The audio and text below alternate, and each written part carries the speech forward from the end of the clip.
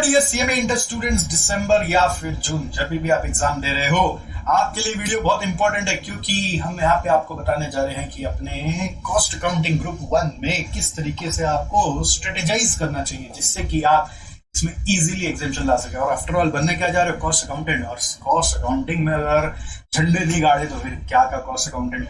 तो भैया हम लोग टारगेट लगाने वाले हैं कि इसमें 60 प्लस कैसे आए, और इस किसी पेपर में तो 60 लाना ही पड़ेगा, नहीं तो ओवरऑल भैया ओवरऑल ग्रुप कैसे निकलेगा। तो वो ग्रुप को चलाना है यदि, तो आपको इस सब्जेक्ट को पहुंचाना है 60 प्लस। और बहुत इजी स्ट्रेटेजी है, बहुत इजीली आपका 60 प्लस आ सकता है। मैं आपको ओल्ड सिलेबस न्यू सिलेबस चाहे जो भी आप बच्चे हो, आपको पूरा गाइड करने वाला हूं कि किस चैप्टर से कितना मार्क्स का क्या क्या क्वेश्चन आ सकता है और कैसे उसको अप्रोच करना है। तो प्लीज इस पूरा वीडियो को ध्यान से सुनिएगा और अपने उन दोस्तों के साथ भी शेयर करिएगा जो CMA inter exam cost accounting का देने वाले हैं। तो इस तरीके के वीडियोस हम लोग हमारे यूट्यूब चैनल पे बनाते जा रहे हैं। आप यूट्यूब पे बने रहना भैया, सब्सक्राइब करके रखना, नहीं तो बड़ा नुकसान हो जाएगा आपका। तो खैर अभी आ जाओ आप ओल्ड सिलेबस के पेपर में। तो ओल्ड सिलेबस का पेपर क्या है? देखो 25 मार्क का ऑब्जेक्टिव है और 75 मार्क का डिस्क्रिप्टिव है। 25 मार्क का जो ऑब्जेक्टिव पेपर है वो आपका थोड़ा बहुत प्रैक्टिकल और ज्यादातर थ्योरी से आता है। वो थ्योरी भी बहुत बेसिक्स कॉमन सेंस वाला होता है, बट स्टिल उसके लिए प्रिपरेशन की दरकार है, जिसके लिए हमारे YouTube चैनल पे अवेलेबल है एमसीक्यू मेला। एमसीक्यू मेला का अगर आप वीडियो सीरीज देख लेंगे उसमें आपको नोट्स भी मिल जाएगा। तो I am very very sure कि ऑब्जेक्टिव आप यूं 25 में तो 20 आराम से मार लेंगे। और थोड़ा सा भी अगर प्रिपरेशन अच्छा है तो 25 में 25 भी कहीं नहीं गया हुआ है। फिर 25 मार्क को साइड करने के लिए इसके लिए प्रिपरेशन लगता है। ऐसा नहीं कि बस हाँ आ जाओ ऑब्जेक्टिव, हम तो पूरा डिस्क्रिप्टिव कर रखे हैं तो ऑब्जेक्टिव ऐसे ही कर लेंगे, ऐसे बनता नहीं है ऑब्जेक्टिव। क्योंकि कहीं कहीं भैया इंस्टीट्यूट यहीं पे धार वाला चक्कू चलाता है जिससे कि बच्चा इधर उधर हो जाए। डिस्क्रिप्टिव क्वेश्चन में आते हैं। डिस्क्रिप्टिव में 7 में 5 करना है।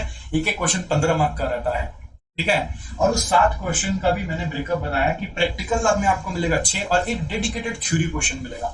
तो 6 क्वेश्चन का भी अगर आप देखोगे 15-15 मार्क का सेंस एक एक क्वेश्चन है, तो एक एक क्वेश्चन का 2-2 पार्ट होता है। 9, 6, 7, 8, 10, 5 जैसा करके, ज्यादातर 7, 8 या 9, 6 जैसा ही होता है।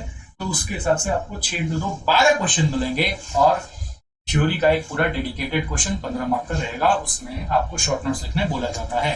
तो this is how paper is structured. तो आपको उसमें से कितना करना है? 7 में से 5। तो एक डेडिकेटेड थ्योरी है, तो आप सोच सकते हो ओल्ड सिलेबस वालों के लिए कि भैया हम तो थ्योरी छोड़ देंगे, ये एक क्वेश्चन पूरा ही छोड़ देंगे, बाकी 6 में से 5 करके आएंगे। ऐसा भूल मत करना है। क्या होता है कि आप जो चैप्टर से प्रिपेयर करके जाते हो, कई बार उसका क्वेश्चन एक छोटा सा ट्विस्ट के कारण हार्ड हो जाता है और वो आपको एग्जाम में करते करते समझ में आता है कि अरे तो कुछ गड़बड़ हो गया, ये तो बन नहीं रहा मेरा, ये तो फंसा दे रहा मेरे को। और थ्योरी कई बार ऑब्वियस सा आ जाता है। अगर आप थ्योरी प्रिपेयर करके जाते हो ना, तो आपके पास एक पावर रहता है, एक ताकत रहता है, कहीं ना कहीं तो यहाँ तो नंबर उठा ही लूंगा, बाकी का छोड़ दो। थ्योरी के लिए भी आपको अपने प्रिपरेशन में कम से कम एक दिन, खाली एक दिन फोकस में डिवोट करोगे तो हो जाएगा। तो थ्योरी कहाँ से पढ़नी चाहिए? उस थ्योरी के लिए चैप्टर्स है बेसिक्स, मटेरियल, लेबर, ओवरहेड और बजट, बस उसी का ही थ्योरी पढ़ना, बाकी सबसे थ्योरी आता नहीं है। तो इन सबका थ्योरी का जो नोट्स है वो हमारे टेलीग्राम चैनल पे आप सर्च करोगे आपको मिल जाएगा, जहां पर मैंने कॉस्ट 1 इवन कॉस्ट 2 FM का भी थ्योरी का एक अलग से नोट्स दे दिया है। सिर्फ उतना ही पढ़ लोगे तो भी आपका काम बन जाना चाहिए। बाकी बेसिक कॉन्सेप्ट्स के आप हिसाब से भी लिख सकते हो। अब बात आती है प्रैक्टिकल चैप्टर्स की। सर किस चैप्टर पे वजन डाले, किस पे ना डाले, किससे कितना मार्क का आता है? तो एक चीज है भैया, देखो इंस्टीट्यूट हम लोग को क्या बनाना चाहता है? Cost accountant. कॉस्ट अकाउंटेंट बनाने के लिए आपसे वो उम्मीद करता है कि बेटा आपको सारा चैप्टर अच्छे से आना चाहिए, क्योंकि हम सारा से पूछते हैं। हाँ ये बात अलग है कि आप ऑप्शन में उसको निकाल सकते हैं, लेकिन पूछते सारे चैप्टर से। किस किस चैप्टर से कैसे किस ट्रेंड में पूछते हैं? ओल्ड सिलेबस का ट्रेंड को समझिएगा। पहले मटेरियल एम्प्लॉय कॉस्ट से हमेशा ध्यान रखना, ऑल्टरनेटली क्वेश्चन आता है। पहले मटेरियल से आएगा या फिर एम्प्लॉय कॉस्ट से आएगा, या मटेरियल से आएगा या एम्प्लॉय कॉस्ट से आएगा।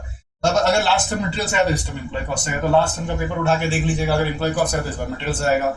ऐसा ट्रेंड यूजुअली चलता है, कभी कभी ट्रेंड भटक भी सकता है, बट ये ट्रेंड मैक्सिमम टाइम चलता है। सेकंड क्वेश्चन ओवरहेड से आएगा। सेकंड क्वेश्चन मतलब मैं 12 का ब्रेकअप बता रहा हूँ, छोटा छोटा क्वेश्चन जो है 9 मार्क का या 8 मार्क का, 7 मार्क का।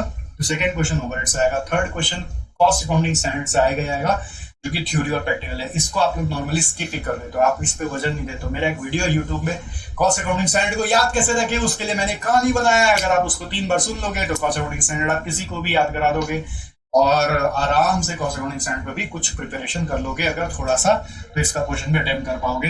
कंट्रोल अकाउंट्स और रिकॉन्सिलेशन से ऑल्टरनेट आता है, कभी रिकॉन्सिलेशन कभी कंट्रोल। ज्यादातर रिकॉन्सिलेशन आता है, कंट्रोल अकाउंट्स कम आता है। कॉस्ट शीट का एक क्वेश्चन, प्रोसेस और जीपीपीपी से ऑल्टरनेट आता है, पहले प्रोसेस आएगा फिर जीपीपी आएगा, अगर लास्ट टर्म जीपीपी से इस टर्म प्रोसेस आएगा। कॉन्ट्रैक्ट से एक क्वेश्चन, सर्विस से एक क्वेश्चन, जॉब यूनिट बैच से अलग से कोई क्वेश्चन नहीं आता, वो ऑब्जेक्टिव में सलट जाता है या फिर वो कॉस्ट शीट से रिलेट होकर आ जाता है। स्टैंडर्ड से एक क्वेश्चन, मार्जिनल से दो क्वेश्चन मतलब दो छोटा छोटा मतलब एक पूरा फुल क्वेश्चन, और बजट से एक क्वेश्चन। इस तरीके का पेपर आपका सेट किया जाता है। अगर आप टोटल गिनोगे तो कितना हुआ, 1 2 3 4 5 6 7 8, यहां पे कर लो 9, और 2 कर देंगे तो 9 और 2 11, और एक 12। ठीक है, तो यहाँ पे मान लीजिए मैं लिख देता हूं 2 मतलब 10 और 11 और ये 12, तो इस तरह से 12 क्वेश्चंस आपके पूछे जाते हैं और थ्योरी में यहाँ से पूछा जाता है। तो ये आपको आउटलुक समझ में आ गया। अब आप अपने लिए एक स्ट्रेटजी बना सकते हो कि मैं ऑब्जेक्टिव पे 25 मार्क के लिए एक दिन दूंगा, थ्योरी के लिए एक दिन दूंगा, तो 2 दिन यहाँ चला गया। अब आप अपने से अभी से चुन सकते हो कि मैं कौन सा चैप्टर्स को करने वाला हूं। जैसे मार्जिनल से एक पूरा क्वेश्चन मिलने वाला है तो इससे आप पे करने वाले, तो इसका प्रैक्टिस कर लो। बजट और स्टैंडर्ड मिलके एक क्वेश्चन होता है नॉर्मली, मार्जिनल का पूरा एक क्वेश्चन होता है, बजट और स्टैंडर्ड मिलके पूरा एक क्वेश्चन होता है। तो यहाँ पे आपका एक क्वेश्चन हो जाएगा, यहाँ पे स्टैंडर्ड और बजट मिलके एक क्वेश्चन हो जाएगा, 2 हो गया। अब इन दोनों से ये पूरा से एक क्वेश्चन मिलेगा आपको, तो ये मटेरियल एम्प्लॉय या फिर ओवरहेड्स, तो 3 क्वेश्चन मैं कर लिया। फिर प्रोसेस जीपीबीपी से आपको 2 क्वेश्चन नहीं मिलेगा, इन दोनों में से एक ही मिलेगा, और कॉन्ट्रैक्ट सर्विस में से एक मिलेगा। तो कॉन्ट्रैक्ट सर्विस मिला के एक क्वेश्चन नॉर्मली रहता है, वैसे करके आपने 4 कर लिया और इधर से एक क्वेश्चन 5 कर लिया। इस तरह से आप अपने लिए एक स्ट्रेटेजी बना लो कि मेरे को कैसे 5 क्वेश्चन करने हैं। बट एक अच्छा बच्चा अगर जो 60 प्लस की कल्पना कर रहा है, जो चाहता है कि सब्जेक्ट से मेरे को इतना मार्क्स मिल जाए कि बाकी कोई सब्जेक्ट मेरा खराब हो जाए, तो भी मैं इस सब्जेक्ट के भरोसे अपना ग्रुप का टोटल उठा लूंगा, तो आपको बेटा कोई भी चैप्टर छोड़ना नहीं है।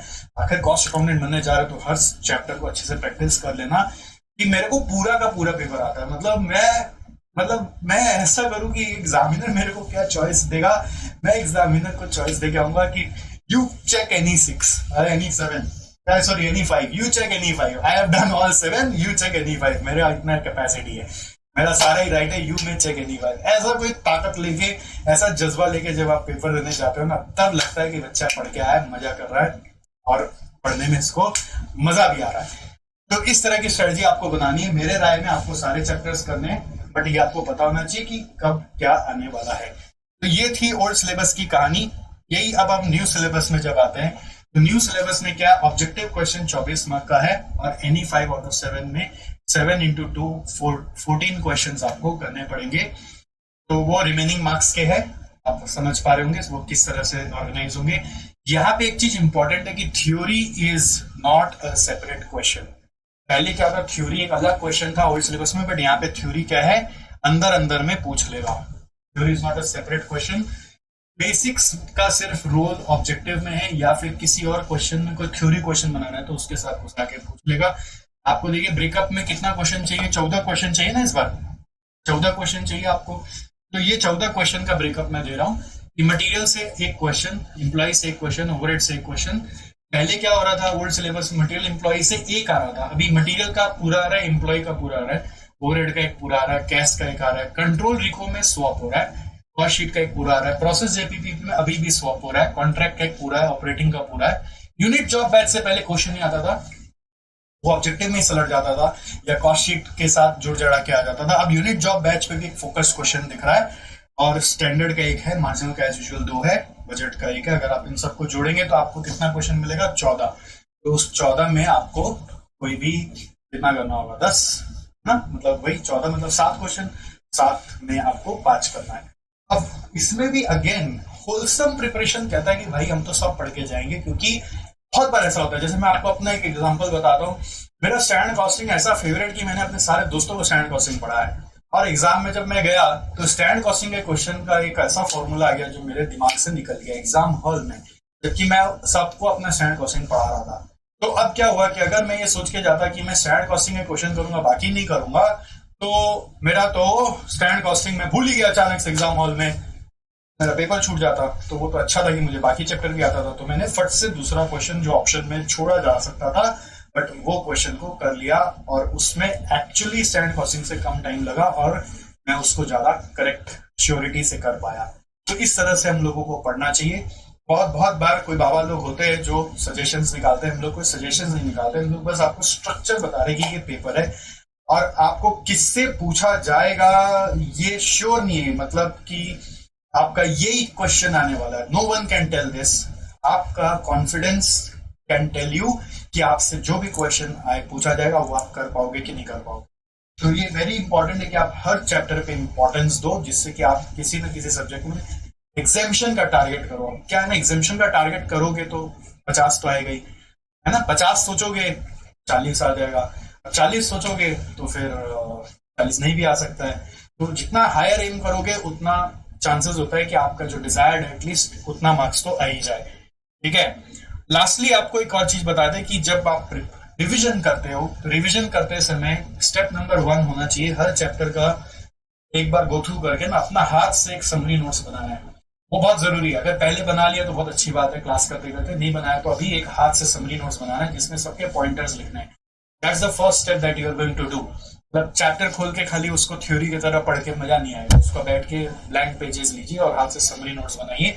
अगर जरूरत पड़े तो उसके लिए मैराथन नोट्स वगैरह भी, मैराथन वीडियोस वगैरह जो हमारे यूट्यूब में है, क्रॉस ग्रुप 1 का दोनों का ही है, ओल्ड सिलेबस न्यू सिलेबस बहुत बढ़िया से बनाया हुआ, आप उसको फॉलो कर सकते हैं। बट एट द एंड आपका हर चैप्टर का समरी नोट्स होना चाहिए।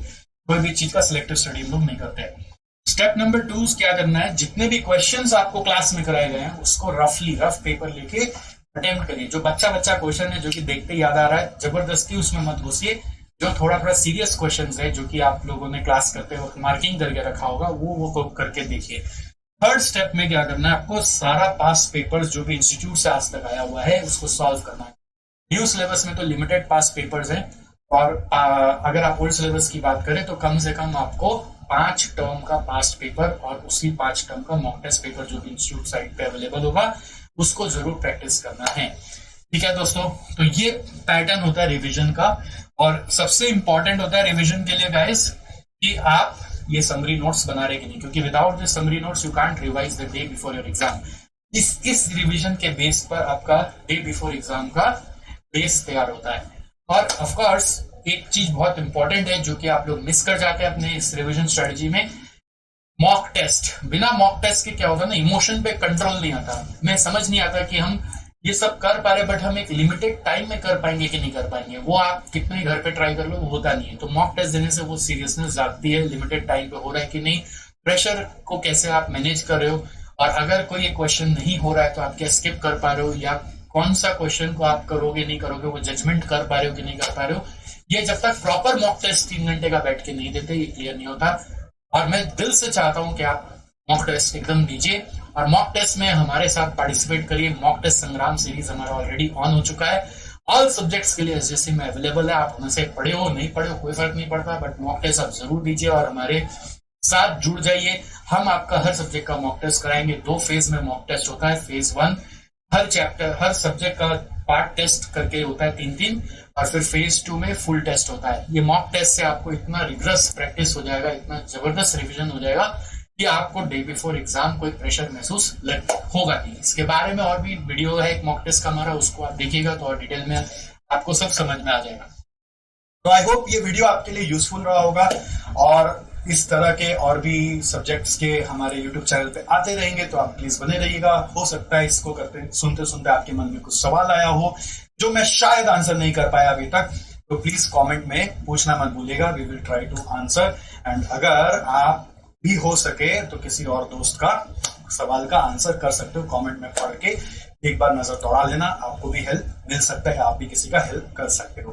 तो अभी के लिए इतना ही है, फिर हम लोग मिलेंगे और भी एक नए सब्जेक्ट के साथ और डिस्कस करेंगे, और कोई नए टीचर के साथ भी आपको मिलाऊंगा जिससे कि उनके भी व्यू पॉइंट्स आपको एक ही चैनल पे एक ही जगह पे मिल सके और आप नए सिरे से अपने सब्जेक्ट को देखकर उसको रिवीजन के लिए स्ट्रेटेजाइज कर सके। ध्यान रखें जो क्लास का सिस्टम है वो एग्जैक्टली रिवीजन का सिस्टम नहीं भी होता है। अच्छा, last but not the least की एक बच्चे का क्वेश्चन आया था कि सर सीक्वेंस ऑफ चैप्टर्स क्या होना चाहिए जब हम लोग रिवीजन कर रहे हैं। तो इसमें देखो फीफो या लिफो कुछ भी फॉलो कर सकते हो, कॉस्टिंग के टीचर हो ना तो फीफो लिफो बता दिया तो ठीक है। फीफो मतलब होता है कि जो पहले स्टार्ट किया था वही कर लो। अब उसमें बेसिक्स लास्ट में करना, बेसिक्स को छोड़ दो, आप मटेरियल चैप्टर पहले का तो पहले मटेरियल कर लो, क्योंकि मैंने दिखाया ना आपको हर चैप्टर से ही आता है, राइट। तो लीफो से कर लो या फिर आप लीफो से भी कर सकते हो, ये नॉर्मली लास्ट में आप स्टैंडर्ड मॉडल बजट किए हुए हो तो उसी से पहले कर लो, लीफो या लीफो कोई भी एक फॉलो कर सकते हो, है ना। मटेरियल जिसमें ज्यादा डर लग रहा है वो पहले करो, मेरा ये कहना है, जिसमें ज्यादा डर लग रहा है आपका माइंड खुद ब खुद अंदर से आपको इंट्यूटिवली बताएगा भाई ये चैप्टर हिला हुआ है, तो उसी को पहले करना है, क्योंकि अगर आप उसको पहले नहीं सल्टाओगे तो धीरे धीरे वो पाइलअप होके और ज्यादा बड़ा डर बन जाएगा, एक स्नोबॉल इफेक्ट बोलते हैं, छोटा सा तिल ताड़ बन जाता है, मतलब दिमाग में वो बहुत बड़ा इल्यूजन क्रिएट कर देता है कि चैप्टर आपसे शायद होगा नहीं, तो इसलिए पहले उसी को फोड़ो, है ना, उसके बाद बाकी को फोड़ो, मतलब जो डर है पहले उसी पे काबू पाओ और उसके बाद बाकी सब पे जाओ। और कोई भी डर के लिए घबराने का बात नहीं है, हमारे यूट्यूब चैनल पे हर चैप्टर का कॉस्ट अकाउंटिंग और फाइनेंशियल मैनेजमेंट और ऑपरेशन मैनेजमेंट का हर चैप्टर का वीडियोस अवेलेबल है, तो कोई भी चैप्टर आप सर्च करोगे तो आपको उसका वीडियोस मिल जाएगा, या फिर आपने जो क्लास का वीडियोस है उसका वैलिडिटी है तो उससे भी देख सकते हो, बट वो बहुत लेंदी होता है। हमारा जो वीडियोस है अभी यूट्यूब में वो थोड़ा शॉर्ट में फटाफट है और आपको जल्दी जल्दी रिवाइज भी करा देगा। तो इस वीडियो में अभी इतना ही है, फिर हम लोग मिलेंगे, तब तक के लिए अपना ध्यान रखिएगा और बने रहिएगा। Bye bye, see you.